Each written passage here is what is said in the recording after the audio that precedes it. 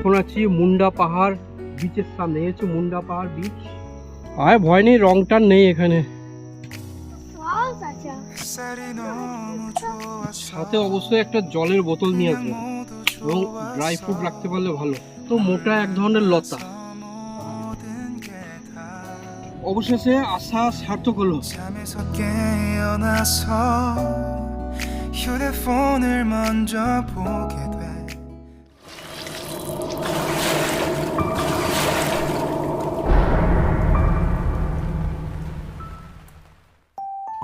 আজ নভেম্বরের 3 তারিখ, আমাদের নীল আইল্যান্ড বেড়ানোর শেষ দিন। আজ আমরা নীল আইল্যান্ড দেখে ফিরবো পোর্ট ব্লেয়ারের উদ্দেশ্যে। এখন আছি সীতাপুর বিচের। সীতাপুর বেস দেখে আমরা এবার যাচ্ছি নীল আইল্যান্ডের জেটির দিকে।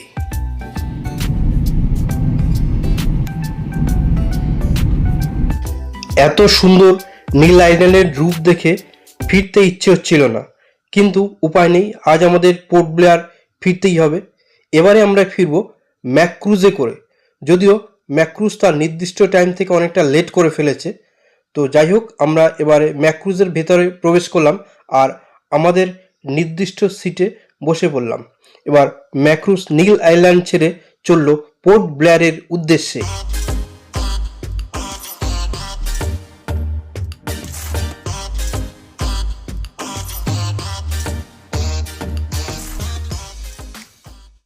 উঠে ওঠার আগে পারলে বাইরে থেকে খাবার নিয়ে আসবেন, কারণ এখানে খাবার দাবার খুব কস্টলি। যেমন একটা কোকার ক্যান্ডিড 100 টাকা, একটা ভেজ স্যান্ডউইচ 120 টাকা, আর অন্যের কাছে একটা ডোনাট কেক আছে, ওটা 100 টাকা।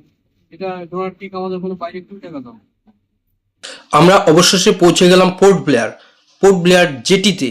এবারে আমরা যাব মুন্ডা পাহাড় ও চিড়িয়া টাপুতে। আমাদের লাগেজ সংগ্রহ করলাম। এবারে আমরা বেরিয়ে পড়লাম মুন্ডা পাহাড়ের উদ্দেশ্যে। আমাদের ম্যাক্রুজ অনেকটা লেট করে ফেলেছে। 11টা 20-তে টাইম ছিল, 12:30টায় ছাড়ে। এখানে আমরা পৌঁছলাম 1:30, মানে 1 ঘন্টা সময় নিল, এবং চেক আউট করতে বেরোতে 1:40 বাজে এখন। তো আমরা যাব চিড়িয়া টাপু এবং মুন্ডা পাহাড় বিচ। তো ওখানে কিন্তু 3টের পর আর কোনো এন্ট্রি নেই। হাতে সময় কম আছে, আমাদের লাঞ্চ করার সময় নেই। আমরা কিছু ফাস্ট ফুড পার্সেল করে নিয়ে উঠে যাব, গাড়িতেই লাঞ্চ করতে করতে যাব।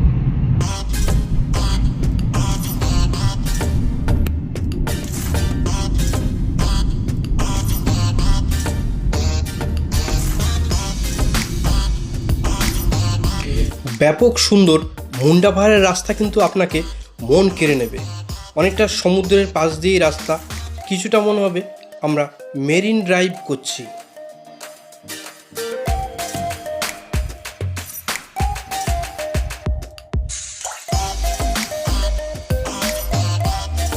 অবশেষে আমরা পৌঁছে গেলাম মুন্ডা পাহাড় বিচে।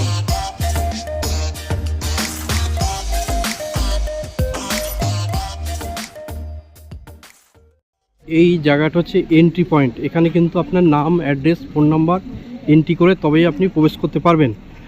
আর ভিজিটিং আওয়ার্স দেখুন, সকাল 10টা থেকে 3টে পর্যন্ত। 3টের পর কিন্তু আর আপনাকে আসতে দেবে না।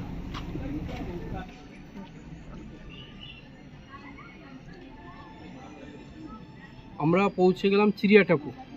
এখন আছি মুন্ডা পাহাড় বিচের সামনে। এই হচ্ছে মুন্ডা পাহাড় বিচ। আর এই পাশে এই জায়গাটা হচ্ছে ঠিক এন্ট্রি পয়েন্টের পাশেই। এন্ট্রি করে আমরা এই মুন্ডা পাহাড় বিচের পাশ দিয়ে অনেকটা হেঁটে ট্রেক করে ওপরে যেতে হবে।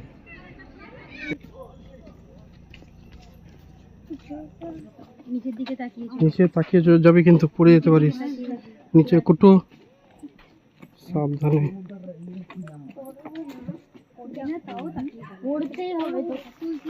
এই হচ্ছে ভিউ পয়েন্টের এন্ট্রি পয়েন্ট। 3টের পরে কিন্তু আপনাকে আর যেতে দেবে না। আমরা খুব তাড়াহুড়ো করে এসেছি যাতে 3টের আগে পৌঁছাতে পারি। লাঞ্চও করা হয়নি আমাদের। শুরুতেই দেখো কতগুলো সিঁড়ি বেয়ে আপনাকে, সিঁড়ি ঠিক বলবো না, মানে যে লোকজন ফিরে আসছে, আমরা এখন যাচ্ছি।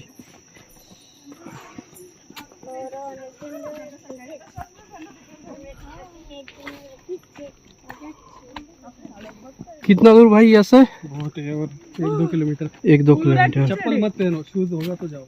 ও ওকে ওকে।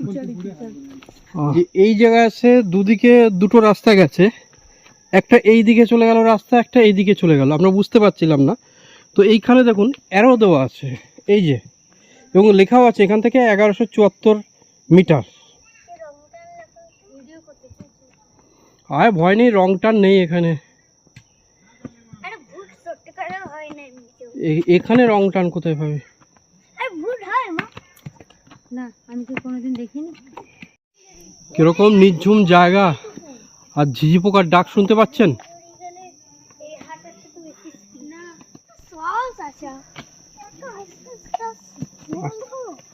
আস্তে আস্তেই যেতে হয়। সাথে অবশ্যই একটা জলের বোতল নিয়ে আসবেন, এবং ড্রাই ফ্রুট রাখতে পারলে ভালো। জলের বোতল তো অবশ্যই নিয়ে আসবেন, তবে কিন্তু প্লাস্টিক যত ফেলা যাবে না, নির্দিষ্ট ডাস্টবিন আছে সেখানে ফেলবেন। চলুন, সাবধানে আসতে হবে, রাস্তায় কাদা, প্রচুর কাদা, স্লিপ করতে পারেন, সাথে লাঠি রাখবেন।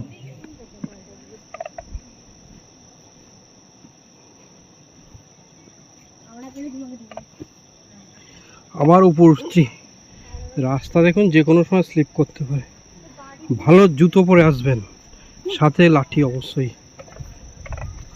এটা কিন্তু কত মোটা এক ধরনের লতা, বেশ বড় মোটা, এরকম সাইজের মোটা, এটা কিন্তু লতা।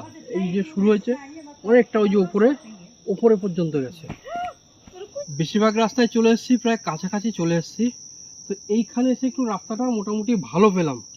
বাকি রাস্তা তো জঘন্য রাস্তা, মানে কাদা, বৃষ্টি না হলে অতটা খারাপ হতো না। হ্যাঁ, আমার পা তো নিজে একবার পা হুড়কে গেলে স্লিপ করে গেলাম, কয়েকজন পড়েও আমাদের সামনে পড়ে যাচ্ছে, এরকম অবস্থা।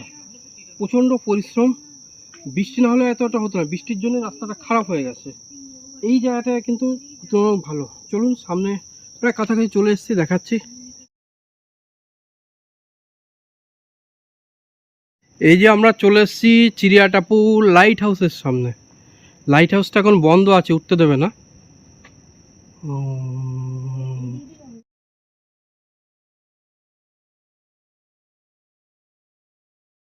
অবশেষে আশা সার্থক হলো, সমস্ত ক্লান্তি দূর হয়ে গেল।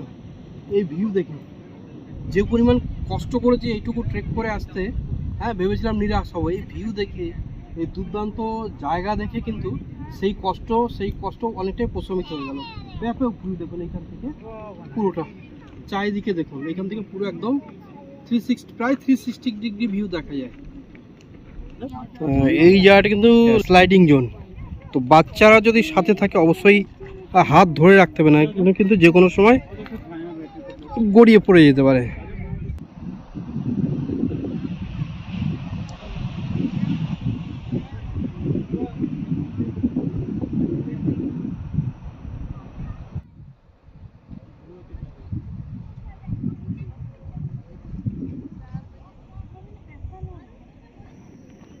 এই যে যদি বৃষ্টি আসে তাহলে এখানে একটি সেট করা আছে। এই হচ্ছে মুন্ডা বিচের সানসেট পয়েন্ট। এখান থেকে খুব ভালো সূর্যাস্ত দেখা যায়, কিন্তু আমরা উপর থেকে ট্রেক করে নেমে আস্তে আস্তে অলরেডি সূর্যাস্ত হয়ে গেছে, চারিদিকে অন্ধকার হয়ে গেছে, যেখানে সূর্যাস্তটা ভালো করে দেখতে পেলাম না। সানসেট হচ্ছে।